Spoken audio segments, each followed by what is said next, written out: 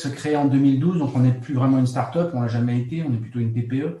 Et donc on passe effectivement de l'échelle spatiale à l'échelle locale, hein, donc on parlera bien de downscaling sur nos activités et nos applications.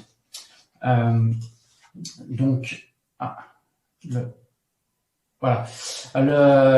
Clairement, nous, on a beaucoup parlé là d'effets du changement climatique toute cette journée, mais j'ai pas entendu un seul instant quel était le vecteur de ce changement climatique en fait. Et c'est Exwex a été créé sur ce vecteur qui est en fait le problème numéro 1 pour tous les industriels actuellement dans le monde, hein, quel que soit le type d'activité. C'est pour ça qu'on est présent sur tous ces types d'activités, parce que personne n'est maintenant surpris par l'arrivée d'un cyclone. Il y a des incertitudes sur la trajectoire, mais bon voilà. Après, le problème numéro 1, c'est les systèmes convectifs, et c'est bien les systèmes convectifs ou les orages ou les cumulonimbus, on s'appellera comme on voudra, qui vont produire les précipitations, qui vont produire les vents extrêmes, qui vont produire la grêle, qui vont produire les inondations, in fine. Donc, c'est vrai dans le sud de la France, mais c'est vrai partout dans le monde, sous les secteurs à mousson ou sans mousson. Et donc, la société est née de ces applications qui étaient mon mathématique de recherche au CNRS. Et on a développé des outils avec de la recherche qui sont de passer à l'opérationnel en météorologie, en océanographie, et on a dérivé en faisant de la fusion de données multicapteurs, donc infrarouge, visible, micro-ondes et même radar, pour traquer ces systèmes, mais du coup on a été bien au-delà et on s'applique à pas mal d'applicatifs. Donc on a des clientèles qui sont d'abord liées à notre historique, hein, qui est l'oil and gas, donc des multinationales. On travaille avec eux sur ces problématiques qui sont exactement les mêmes qui ont été évoquées toute cet après-midi, avec les mêmes problématiques aussi bien en termes de hindcast, donc de climat, plutôt, et de forecast, donc de prévision.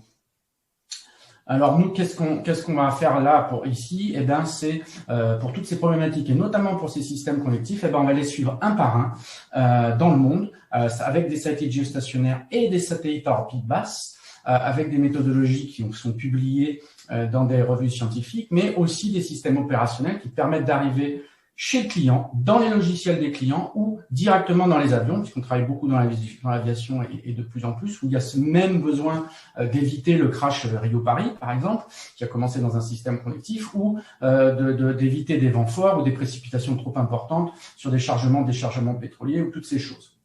On travaille aussi dans la voile de haut niveau, c'est très d'actualité en ce moment, notamment sur le passage du poteau noir, où là on va plutôt chercher ces systèmes convectifs. Mais dans tous les cas, on a besoin de systèmes pour quantifier une alerte, mais une alerte, ça veut dire un moment ou même un problème, ça veut dire quelque chose qui va s'accumuler au fur et à mesure du temps, et au fond, au bout d'un moment, eh ben, on a des caractérisations de mesures et de situations, et on peut faire la caractérisation de sites, ce qu'on fait aussi, puisqu'on a des grosses bases de données qu'on va utiliser à la fois avec de la modélisation en AMCAS, mais aussi avec de l'intelligence artificielle, que ce soit en termes de satellites ou de modèles numériques.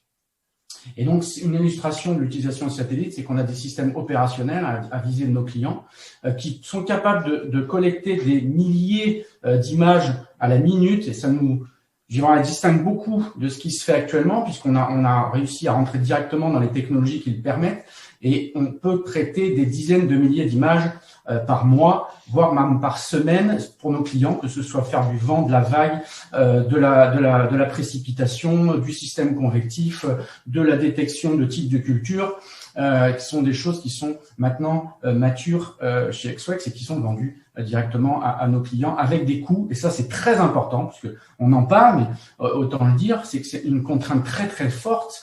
Et avec les systèmes scalable sur cloud qui sont offerts dans le cadre des systèmes européens type DIAS, on arrive à atteindre des coûts de traitement qui sont 10 fois inférieurs à ce qui se faisait avant et ce qui se faisait dans les grosses structures qui traitaient l'imagerie satellite.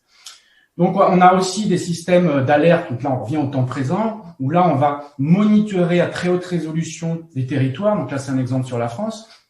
On a un système qui s'appelle ASSIST et qui permet donc en temps réel de définir sa propre zone et les indicateurs à monitorer et qui sont renvoyés au client quand il définit une alerte, quelle qu'elle soit. Ça peut être de la pluie, du vent ou quoi que ce soit. Donc là, il y a un exemple sur les Alpes ou la Vendée.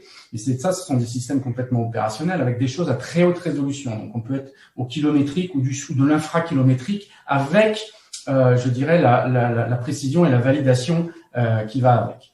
Et pour conclure et pour pas prendre trop de temps, je dirais que tout ce qu'on aborde en fait en termes d'alerte, c'est ce que je disais tout à l'heure, c'est quelque chose qui est vécu maintenant, mais avec le déroulement de ces événements, on arrive à avoir des bases de données très importantes et à déployer des systèmes d'intelligence artificielle pour faire de la prévision et de la climatologie adaptée avec un couplage des systèmes météo actuels. Donc c'est quelque chose qui est en cours et on passe du laboratoire à quelque chose d'opérationnel.